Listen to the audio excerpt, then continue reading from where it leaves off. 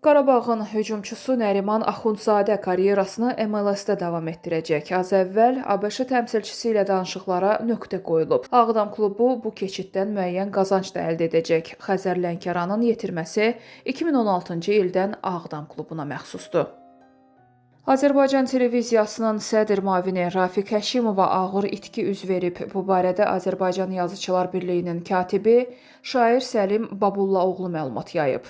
Onun sözlərinə görə Rafiq Həşimovun atası Məhəmməd Həşimov dünyasını dəyişib.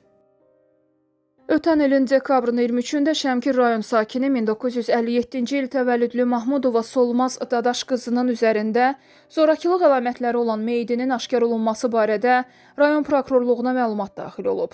Bu barədə Baş Prokurorluq və Daxili İşlər Nazirliyi birgə məlumat yayıb.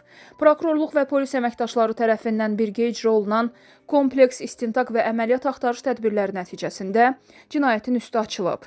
Həyata keçirilmiş tədbirlərlə zərərçəkmiş Solmaz Mahmudovanın 1996-cı il təvəllüdlü Həmidli Arzu Mahiroğlu tərəfindən qəsdən öldürülməsinə əsaslı şübhələr müəyyən edilib.